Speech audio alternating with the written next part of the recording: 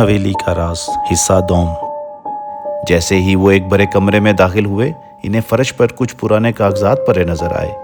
سارا نے ایک کاغذ اٹھایا، وہ پرانی اردو میں لکھا ہوا تھا۔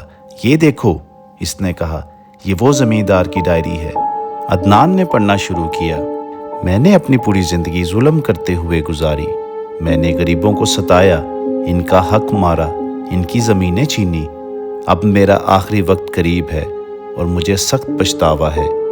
میں چاہتا ہوں کہ میری ساری دولت غریبوں میں تقسیم ہو۔ میں نے اپنا خزانہ اس حویلی کی بنیادوں میں چھپا دیا ہے، مگر افسوس اب میرے پاس وقت نہیں کہ میں کسی کو بتا سکوں۔ کاش کوئی اچھا انسان یہ خزانہ ڈھونڈے اور غریبوں کی مدد کرے۔ تو کیا وہ آخر میں اچھا بننا چاہتا تھا؟ حمزہ بولا۔ اچانک ان کے پیچھے کوئی کھڑا تھا۔ تینوں بچوں نے پیچھے مڑ کے دیکھا۔ وہاں ایک بوڑھا آدمی کھڑا تھا، سفید کپڑوں میں۔ اس کا چہرہ غمگین تھا۔ ڈرو مت، بوڑھے نے کہا، میں کوئی بھوت نہیں ہوں۔ بوڑھا آدمی آگے آیا۔ میرا نام شیر محمد ہے۔ میں اس ذمہ دار کا خادم تھا۔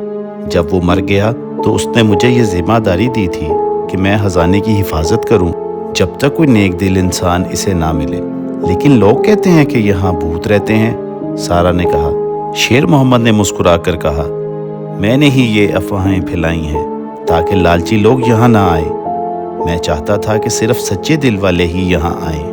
تو وہ عجیب آوازیں؟ عدنان نے پوچھا۔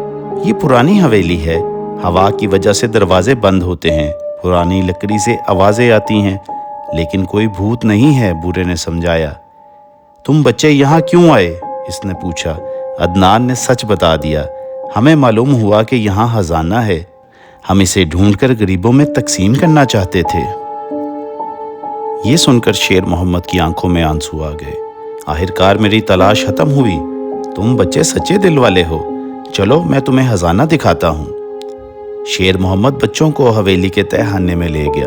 وہاں دیوار میں ایک خفیہ دروازہ تھا، اس کے پیچھے سونے کے زیورات، قیمتی جواہرات اور پیسوں سے بڑے صندوق تھے۔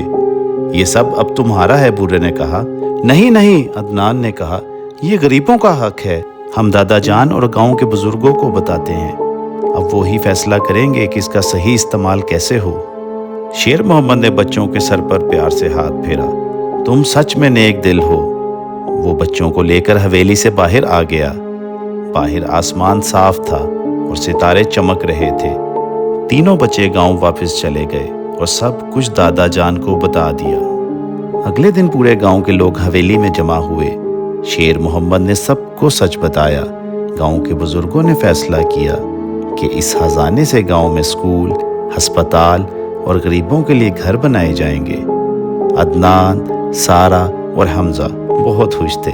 انہوں نے بہادری دکھائی تھی، لیکن ساتھ ساتھ ایک اہم سبق بھی سیکھا تھا۔ اس رات دادا جان نے تینوں بچوں کو بٹھایا اور کہا، تم نے بہت بہادری دکھائی، لیکن یاد رکھو، بڑوں کی بات ماننا بھی ضروری ہے۔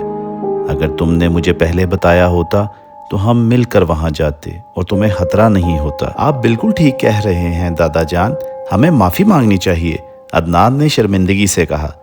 دادا جان نے مسکراتے ہوئے کہا، مگر تم لوگوں نے جو نیکی کی وہ بھی قابل تعریف ہے۔ تم لوگوں نے لالچ نہیں کیا، تم نے دوسروں کی مدد کی۔ دوسروں کے بارے میں سوچنا یہ بہت بڑی بات ہے۔ کچھ دنوں بعد پرانی حویلی کو مسمار کر دیا گیا اور وہاں ایک خوبصورت اسکول بنایا گیا۔ شیر محمد کو گاؤں میں عزت سے رکھا گیا اور وہ سارا دن بچوں کو پرانے زمانے کی کہانیاں سناتا تھا۔ عدنان، سارا اور حمزہ نے جان لیا کہ حقیقی بہادری صرف خطرات کا سامنا کرنے میں نہیں، بلکہ سچائی، ایمانداری اور دوسروں کی خدمت میں ہے۔